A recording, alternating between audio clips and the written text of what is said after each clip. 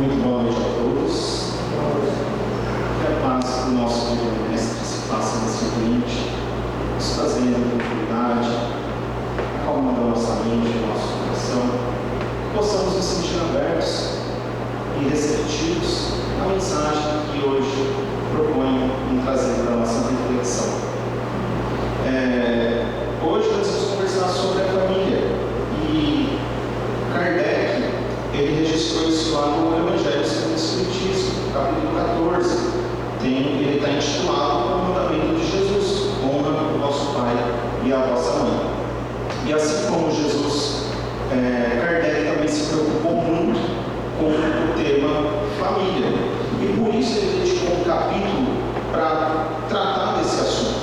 E nesse capítulo 14 ele vai falar da piedade filial, ele vai falar da pergunta que Jesus fez, que é essa que está no slide: quem é minha mãe e quem são os meus irmãos?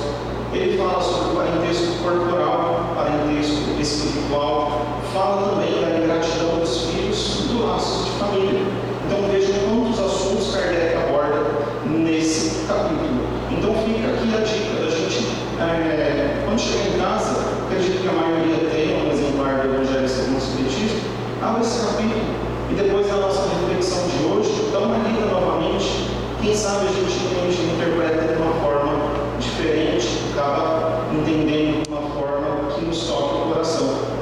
E Kardec, quando ele dedica esse capítulo para a família, eu fiquei me perguntando o porquê. E aí eu fui dar uma pesquisada e me deparei com uma situação muito interessante. Não sei se vocês aqui conhecem, mas para mim foi uma novidade.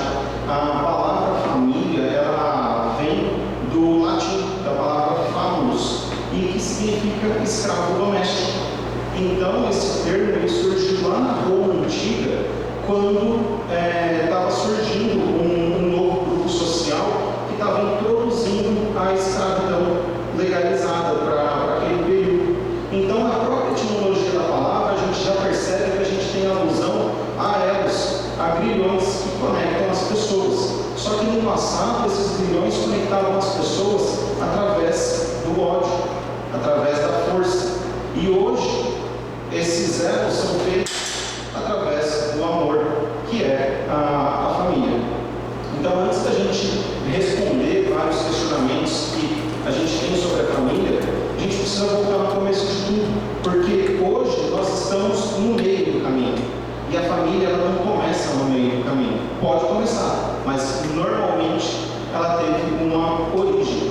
E de acordo com o Livro dos Espíritos, a questão 133, todos nós nascemos simples e ignorantes.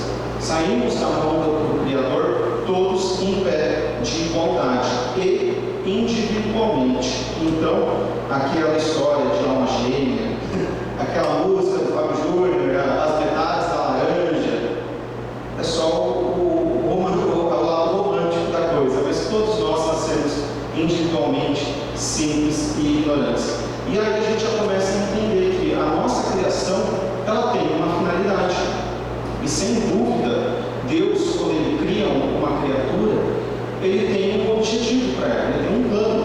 E todos nós, sem exceção, nós temos uma parte na criação de Deus, nós temos um objetivo.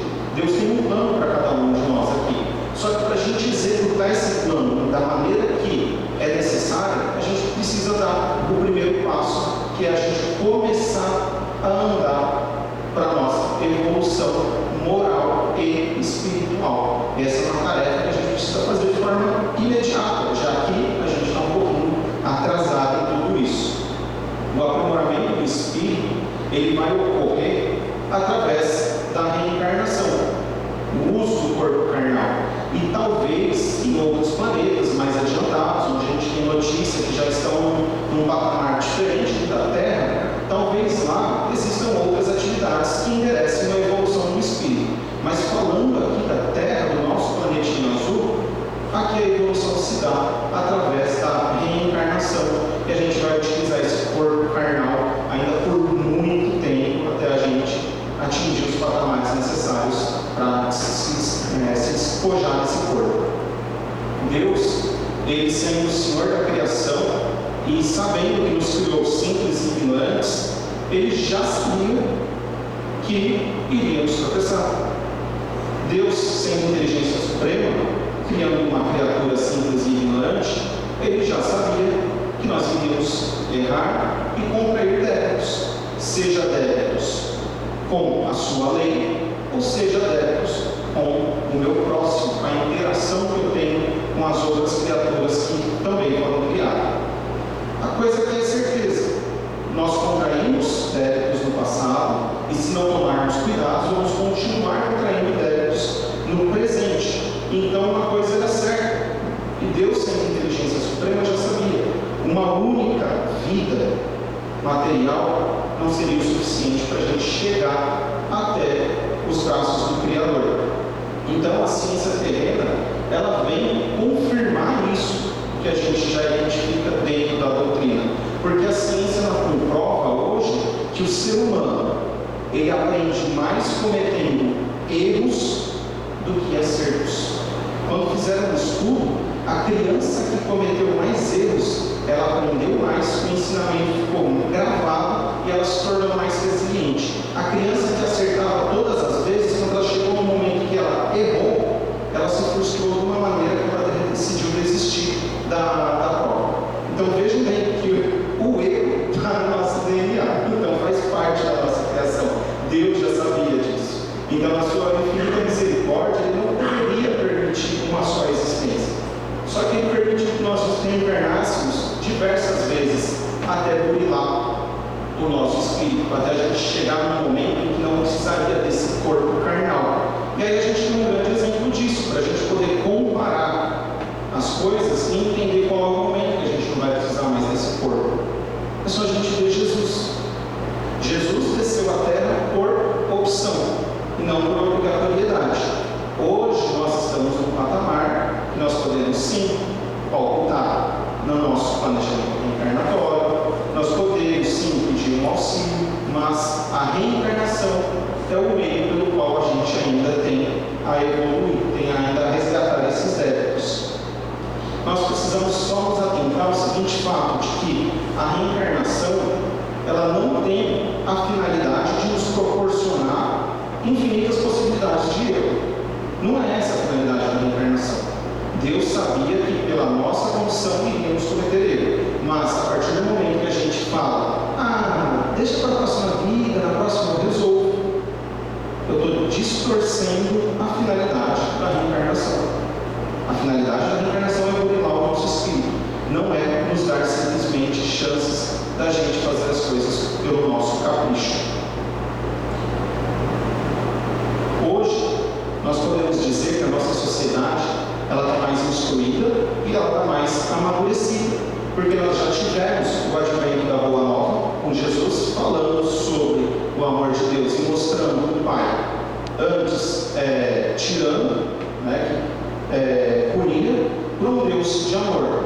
Depois vem Kardec e nos traz a luz do Espiritismo, lançando luz sobre os ensinamentos de Jesus, clareando ainda mais.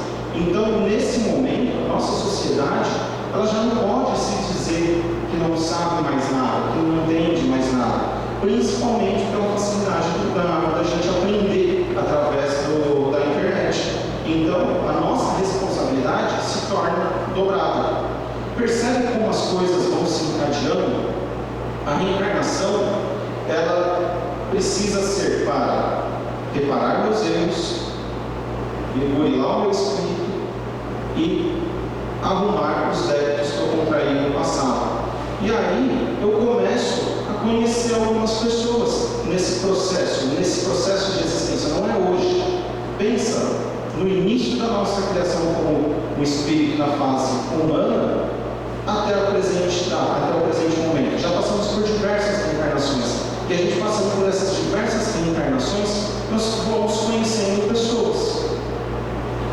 E essas pessoas nós vamos criando laços. E aí tem algumas pessoas que a gente se simpatiza mais, a gente se afina mais. Tem pessoas que nos fazem bem, tem pessoas que é mais agradável estarmos perto dela, nos sentimos mais alegres. Percebe como está se formando o laço familiar? Porque se eu gosto de estar próximo daquela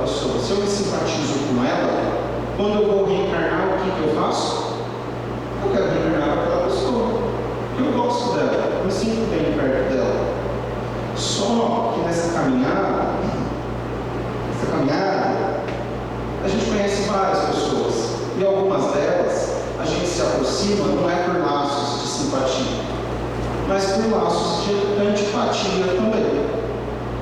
E aí, forma-se assim, vamos dizer, as pessoas que a gente gosta e as pessoas que a gente odeia.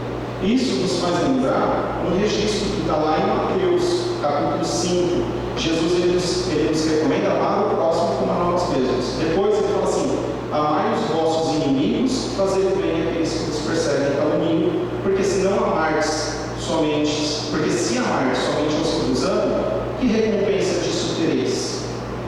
Ora, se o mandamento é para a gente amar o próximo como a gente mesmo, se eu formei algumas inimizades lá no passado, qual que é a reencarnação certa para burlar o meu espírito e quitar o meu débito com a lei divina ou com o próximo? O que vai acontecer? Dentro do ambiente familiar, eu vou ter pessoas que eu simpatizo e pessoas que eu não simpatizo, para a gente até não dizer odeio. Então Jesus, nessa fala, ele sela a necessidade do instituto familiar. E é através da família que eu vou me aproximar daqueles espíritos do qual eu mais odeio, daqueles pelo qual eu estou nutrindo ódios pesados, para que eu consiga resgatar os meus débitos, não só com as leis de Deus, mas também com o meu próximo, porque se eu ofendi, eu preciso reparar. E aí nós vamos aprender que vamos viver sob o mesmo teto que em outra hora, uma pessoa que eu posso ter matado, ou pode ter matado, pode ter feito mal para mim, e nós vamos estar sob o mesmo teto. E aí conseguem perceber o tamanho da sabedoria de Deus quando Ele coloca frente a frente dois seres que se odiavam e que tentavam se matar sob o mesmo teto. E aí essas duas pessoas, elas começam a não mais se odiar, mas passam a se aturar. Mas elas já não fazem mal um para o outro. Às vezes começam a se antipatizar, se afastar, não se falam mais, mas não se ferem fisicamente e começam a aprender de alguma forma a se amar.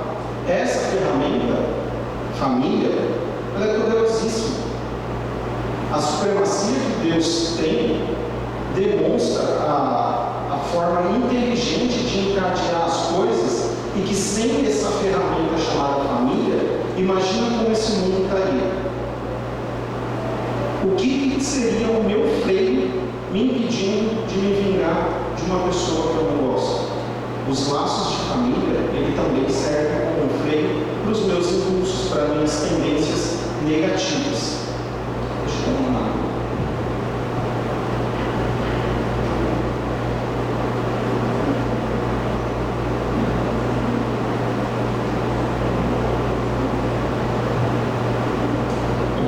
Vocês uma história que talvez alguns já conheçam, já tenham ouvido falar, mas ela ilustra bem um pouco do que a gente vai conversar daqui em diante. Conta-se que numa aldeia, numa vila, muito tempo atrás, existia um homem e uma mulher.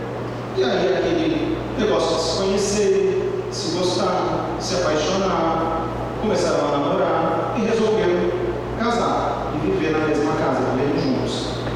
E aí, nessa vila, nessa região, tinha uma cultura que, quando o filho mais velho casava e a mãe era viúva, todo mundo ia morar na casa da mãe. Ou seja, a nora foi morar com a sogra. Então já vê que por aí a coisa já começou a dar ruim, não ia dar certo.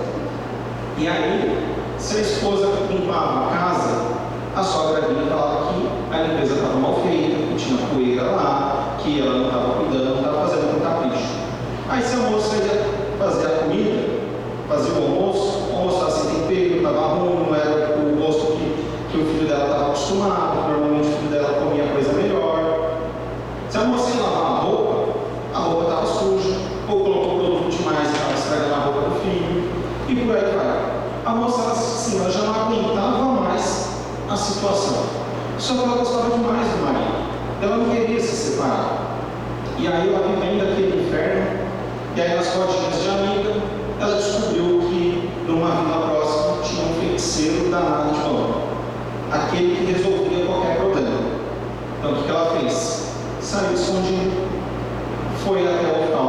feiticeiro famoso. E ela chegou lá e contou para ele o que estava acontecendo, chorou e expôs, o problema era a sogra, e estava acabando com o casamento. E aí o que ela falou para ele, feiticeiro, eu quero que minha sogra morra. Aí ele ficou pensativo, levantou, foi lá no fundo da tenda dele, pegou um potinho, um vidrinho com um pó, voltou e entregou para ela. Falou assim, é o seguinte, eu vou resolver seu problema. Todos os dias você vai colocar 2 pitadinhas disso daqui na comida da sua sogra. E aí, sua sogra aos poucos vai adoecer e depois ela morre. E aí seus problemas estarão resolvidos. Só que veja bem, eu preciso que você faça isso aos poucos e que você mude a sua postura com ela. Você vai precisar ser a melhor amiga dela. Sabe por quê? Senão vão descobrir que foi você que envenenou ela. Se descobrir que foi você que envenenou ela, vão descobrir que eu te dei o veneno e vão matar nós dois. Então, 2 pitadinhas, melhores amigas e seu problema está resolvido. E aí foi. Então, quando ela ia para casa, ela pedia a ajuda da sogra, pedia a orientação da sogra, ok. Ia fazer a comida, qual é o tempero que você usa? E quando fazer a comida junto. Ia lavar a roupa, dividia a tarefa. E aí, foi se aproximando cada vez mais. E o plano estava ocorrendo certinho do jeito que ela pensou. Ela seguiu a risca do feiticeiro falou, ela colocou o plano em ação naquele momento. E elas chegaram a ficar tão amigas que ela começou a fazer até mercado junto, as duas escolhiam fruta junto. Só que chegou um certo dia e ela já tinha parado de dar o veneno, a sogra amanheceu ruim. Febre, dor no corpo, não conseguia levantar da cama. E aí, ela voltou no feiticeiro desesperado. Homem, pelo amor de Deus, me dá um antídoto. A minha sogra, minha segunda mãe está morrendo. Eu me arrependo. Por favor, me dá um antídoto. E aí, aquele feiticeiro famoso começa a dar risada e fala para ela, filho, vai para casa. Não era só pó de milho só. A sua sogra não mudou. Quem mudou foi você. Volta e vai em paz. Meus amigos, essa história, ela faz a gente se perguntar se as coisas são tão ruins como nós imaginamos. Será, se a gente parar para analisar friamente, será que a pessoa que a gente não gosta dentro do lar, é a pessoa que a gente critica constantemente, será que ela é tão ruim assim? Será que ela é uma casquinha de ferida mesmo? Vou mostrar uma imagem para vocês. Como que eu faço para ver essa árvore direito?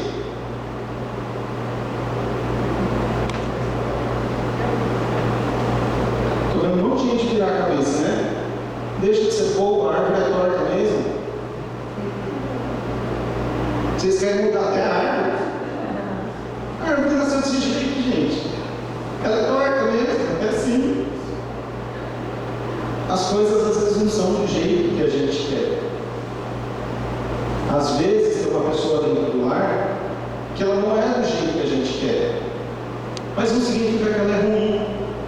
Essa árvore no mar, ela não proporciona sombra? Olha a beleza dela.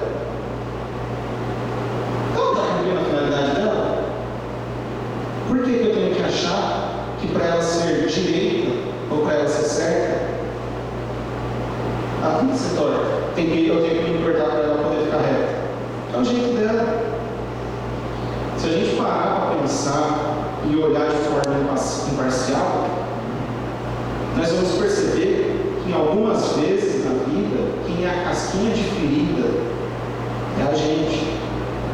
Quem é a pedra no sapato daquela pessoa, que a gente fala que a pessoa é complicada, é a gente. E aí é só a gente começar a perguntar se eu evitei todas as brigas que eu poderia ter evitado com aquela pessoa. Se eu respondi para aquela pessoa com educação todas as vezes que ela me perguntou. O Emmanuel fala que a gente tem que responder a mesma pergunta para a mesma pessoa, sem alterar o tom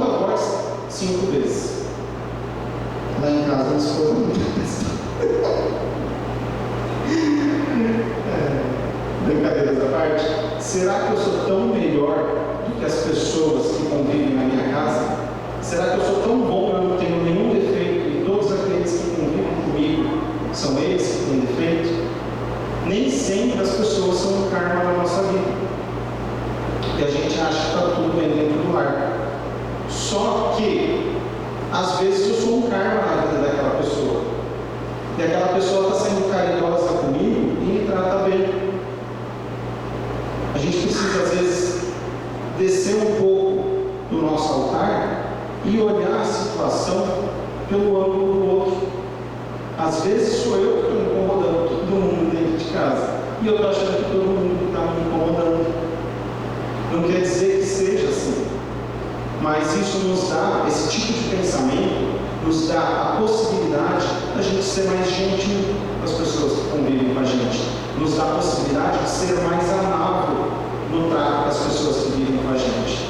Nós precisamos, em primeiro lugar, ser cristão dentro do nosso lar, para que Jesus possa fazer parte da nossa vida. Quando eu falo de ser cristão, não é no centro espírita, não é numa igreja, não é no culto, é no lar. Quem é o próximo mais próximo da gente? Nesse momento somos nós, mas a maior parte do tempo nós passamos dentro do nosso lar.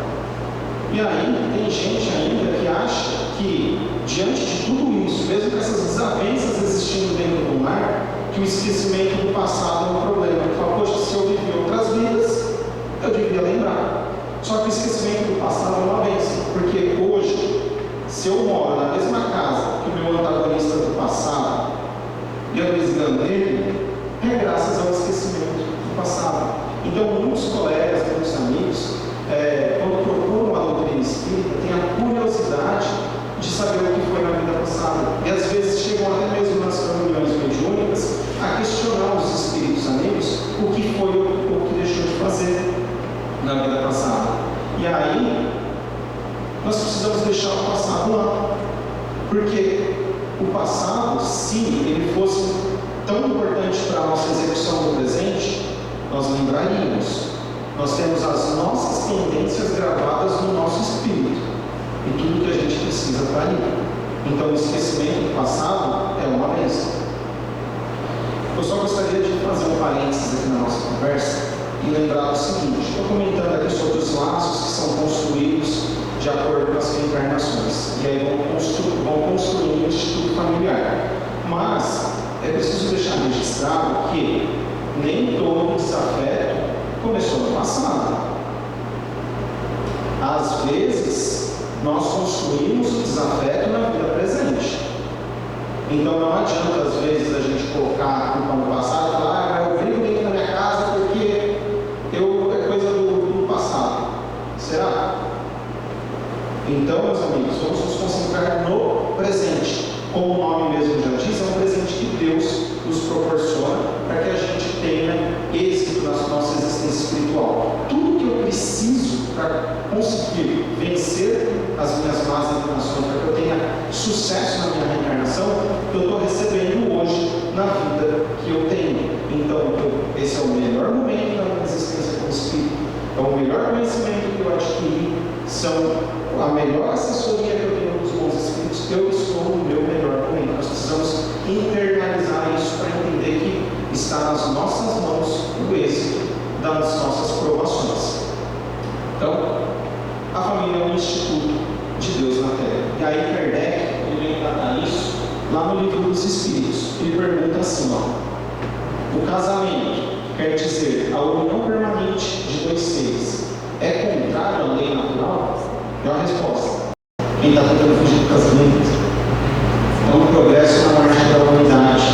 Ele, não satisfeito porque Kardec tem dessas, ele continua, ele é 9,5. Qual seria o efeito da abolição do casamento na sociedade humana? O retorno à vida animal. E aí ele, não satisfeito, ele continua. Lá na 775, um pouco mais para frente. Qual seria para a sociedade o resultado do relaxamento dos laços de família? Uma recrudescência, ou seja, um crescimento exacerbado do egoísmo. E aí ele comenta: o casamento é um dos primeiros atos de progresso das sociedades humanas. porque ele estabelece a solidariedade fraternal e se encontra entre todos os povos, ainda que em condições diversas. A abolição do casamento seria, pois, o retorno à infância da humanidade e colocaria o homem abaixo mesmo de certos animais que lhe dão o exemplo de uniões constantes. Então, meus amigos, não adianta fugir, não adianta reclamar da esposa, não adianta reclamar do marido, faz parte do nosso processo evolutivo. E o casamento é uma dessas ferramentas que Deus utiliza no nosso progresso moral. E qual o melhor lugar para a gente exercitar a paciência, se não dentro do lar? Teve um exemplo que nunca aconteceu aqui, as mulheres. Fala assim para o marido: ô bem, não põe a toalha molhada em cima da cama. É que o danado faz? Põe a toalha molhada em cima da cama. Aí o marido chega cansado do serviço. A mulher fala para ele: bem, aquela torneira que estava pingando no final de semana continua pingando. Você falou que ia arrumar e não arrumou. Aí o cara fala assim: dá 5 minutos só para a gente chegar a tirar a roupa do serviço, depois eu vejo. 5 minutinhos. Dá os 5 minutos e lá volta ela: ô bem, a torneira está pingando. Quem tem razão nesse papel? Quem está certo? Eu vou fazer uma brincadeira com vocês, e aí eu quero a participação de todos, senão não vai ficar bom. A gente vai fazer um café junto. Quem está dormindo é hora de acordar agora. Nós vamos fazer um café. Então, eu vou falar passo a passo de como faz um café. E aí, por exemplo, eu falo assim: ó, coloca água para ferver. Quem põe água para ferver aqui? Para fazer um café? Então vocês vão falar sim. Quem não põe água para ferver vai falar não. Tá? Mas com vontade, não fica acanhado não. Então vamos começar a fazer o nosso cafezinho. Vou colocar água para ferver. Sim. Não. Vou colocar o pó de café no coador. Sim. Não. Vou colocar o açúcar na água. Não.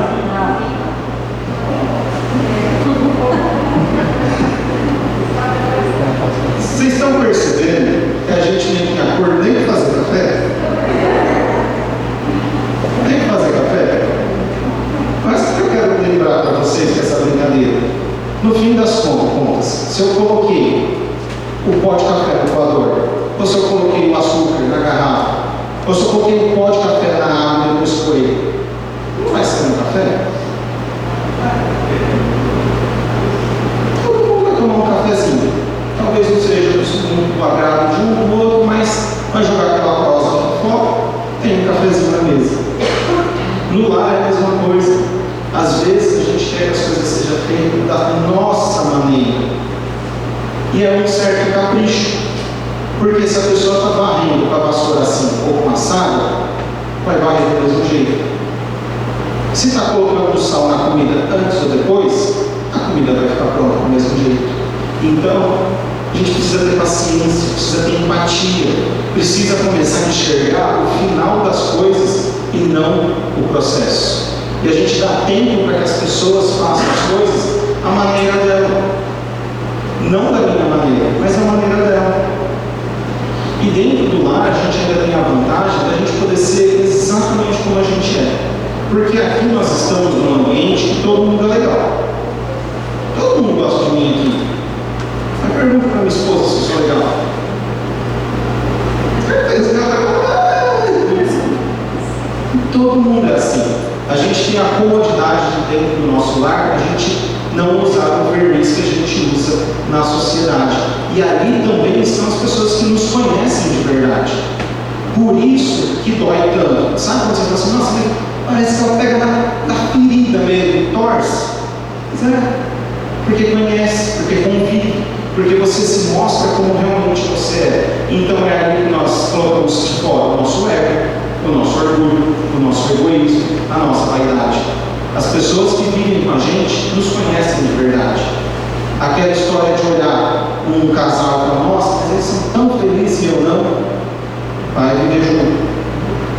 Todo mundo tem problema, todo mundo discute. Mas o casamento é uma bênção, é uma instituição que a gente viu que Deus colocou na terra. E aí, até agora, a gente só falou do casamento. Só que ainda vai chegar aos filhos. E aí a Zé da Pedra de vez. A responsabilidade do pai e da mãe sobre o filho é gigantesca. E aqui eu não estou falando da responsabilidade que a lei determina. A gravidade que hoje a lei já estabelece já demonstra o nível de responsabilidade. Porém, quando a gente compara a responsabilidade espiritual, não dá nem para colocar numa regra. A responsabilidade espiritual sobre os nossos filhos é muito maior.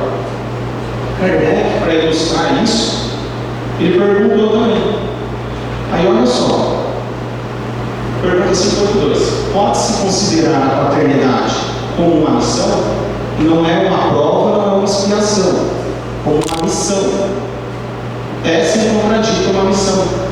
É ao mesmo tempo um dever muito grande e que obriga, mais do que o homem pensa, sua responsabilidade pelo futuro. Deus colocou o filho sob a tutela dos pais para que estes o dirijam no caminho do bem e facilitou sua tarefa herdando uma organização frágil e delicada que o torna acessível a todas as impressões. Mas aos que mais se ocupam em endireitar as árvores de seu jardim, fazê-las produzir muitos e bons frutos, que endireitar o caráter de seu filho. Se este sucumbe por sua falta, disso carregarão a pena, e os sofrimentos do filho na vida futura recairão sobre eles, porque não fizeram o que dependia deles para seu adiantamento no caminho do bem. Gente, no seu vai, Kardec está falando, está lá nos Espíritos, só pegar a questão 582, não fica bravo comigo não. Então, meus amigos, Deus colocou esses espíritos como nossos filhos para que a gente endireite eles no caminho do bem. Não é para dar um bom carro, não é para dar a melhor escola, não é para dar a melhor roupa, não é para dar o videogame mais caro. É para endireitar esses espíritos no caminho do bem.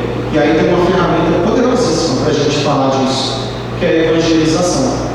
Nós temos a evangelização aqui aos domingos, só que a gente continua distorcendo as finalidades das ferramentas.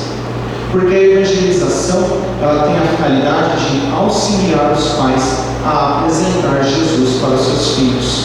Mas a responsabilidade ainda é dos pais. Não é a tia da evangelização que vai educar aquele espírito. Ela vai auxiliar, ela vai ajudar. Então está nas mãos dos pais para com os filhos a responsabilidade de endireitá-lo no caminho do bem. Então não basta eu falar, não basta eu trazer meu filho na evangelização e falar para ele: olha, a evangelização é muito boa, fica aí você assistindo que eu vou voltar para casa.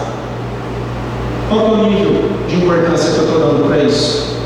E meu filho está entendendo. Então os atos vão falar muito mais do que as palavras. Se aquilo é importante para mim, vai ser importante para o meu filho. E eu preciso demonstrar isso participando. Quer ver um exemplo disso?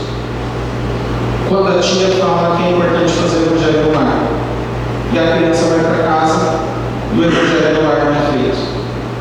Qual o exemplo que eu estou dando para essa criança? Tem amigos que falam assim: nossa, mas meu filho é muito difícil, eu não consigo educá-lo, dá muito trabalho, eu não consigo. Então a gente precisa lembrar nesses momentos difíceis que de todo mundo na criação, gente, pensa, só na Terra já vai bater 8 milhões de pessoas, todo mundo na criação, Deus escolheu você para colocar um dos seus filhos sob a sua tutela. Isso significa que Ele está confiando de que você tem a capacidade de endireitar aquele espírito no caminho do bem. Então confia, acredita. Tem filho que é rebelde? Muito. Tem filho que dá trabalho? Dá. Mas gente, puxa a nossa capivara aí. Deus não deu trabalho aos nossos pais? E se nossos pais tivessem desistido da gente? Vamos persistir, vamos confiar somente com amor, e não é mimar a criança. Somente com amor e disciplina, a gente vai conseguir endireitar esse espírito no caminho do bem. Tem que pular uma parte por conta do tempo. Irmãos, se Jesus nos criminosos, imagina dentro do nosso lar. Então, se queremos ser diferente do publicano ou de pessoas de má vida, como Jesus relata na parábola, nós precisamos praticar o amor cristão dentro do nosso lar. E aí não adianta a gente esperar uma mudança moral dos políticos. Não adianta esperar uma mudança moral da minha vizinhança. O nosso mundo só se encontra no momento em que ele está porque a família está se desestruturando. Enquanto cada família não for uma gotinha de amor, enquanto cada família não for uma célula de luz na sociedade, o nosso planeta vai continuar sendo um planeta de provas e expiações e vai demorar a chegar no tão almejado planeta de regeneração. E aí, meus amigos, comentei com vocês do Evangelho no Lar. Por que bater nessa tecla? Porque quando a gente fala que nós vamos receber uma pessoa importante na nossa casa, e isso a gente faz questão de falar na orientação das pessoas que estão procurando ajuda no tratamento espiritual. Quando a gente vai receber uma pessoa importante na nossa casa, a gente arruma a casa. A gente tira a roupa do chão, guarda brinquedo, limpa a casa, porque a gente está dando importância para aquela pessoa. A única forma da gente arrumar a nossa casa para receber Jesus é através do Evangelho no Lar. E Jesus não é matéria, ele não está preocupado se o sofá está furado ou se ele não está furado. Não está preocupado se o brinquedo da criança está no chão ou não. A única forma da gente enjeitar o nosso lar para receber Jesus é através do Evangelho no Lar. E o Evangelho no Lar não é um culto espírita, ele é um culto cristão. Jesus iniciou o Evangelho lá na casa de Simão Pedro. E pelo que me recordo, Jesus não tinha falado que era espírita, ou católico, ou protestante. Jesus iniciou o culto do Evangelho no Lar. E como isso? Então, simples quanto escolhendo um dia e um horário da semana. Os espíritos que vão nos auxiliar não estão à nossa disposição. Nossa, hoje o ministro está fazendo Evangelho, vou dar um pulo lá. Não. Dia e horário. Melhor dia e horário. Convida as pessoas que estão na casa. Quem quiser participar, vai ser muito bem-vindo. Quem não quiser participar, respeita. Lembra que a gente conversou no começo? Respeito. A leitura, aí aqui a gente pede para colocar um copo de água para cada um dos participantes, tá? E se caso ninguém aceitar fazer o Evangelho, fisicamente você vai fazer sozinho. Mas lembra que todos nós temos um mentor amigo que é responsável por nós. Você está sozinho fisicamente, espiritualmente não. Coloque um copo para cada um dos participantes, faça uma prece inicial pedindo as bênçãos de Jesus, faça a leitura, seja do Evangelho segundo o Espiritismo ou do Novo Testamento, faça comentários sobre aquela passagem, não um apontamento de defeitos. Olha, aquele dia você fez isso, está errado. Não, é um momento de comunhão com Deus. E ao final, uma prece de encerramento, agradecimento do momento. Vai durar os seus 15, 20 minutos no máximo. Não precisa além disso. E aí aqui a gente tem alguns livros que a gente pode utilizar. Conduta Espírita, Sinal Verde, Coragem. Jesus no Lar é ótimo porque ele conta histórias. E aí ilustra muito mais fácil o ensinamento. Tem aqui para casal, Vida e Sexo. Excelente livro para casais. Importantíssimo. Não queira que seu filho de 5 anos fique sentado 15, 20 minutos ouvindo você ler um livro que não é interessante para ele. A gente precisa tornar o Evangelho interessante para a criança, para que ela participe. Então adapte. Pode aqui, utilizar o Evangelho segundo o Espiritismo. Excelente. Tem maneira ilustrativa, que é a mesma coisa do Evangelho segundo o Espiritismo, só que de uma maneira mais ilustrativa. Então, meus irmãos, é isso que eu gostaria de fazer para a gente conversar, para a gente refletir. Peço que Jesus continue nos abençoando, que a gente retorne aos nossos lares em paz, que a gente possa refletir sobre o que a gente conversou agora e entender que nem sempre o outro é a casquinha de ferida, que às vezes eu posso estar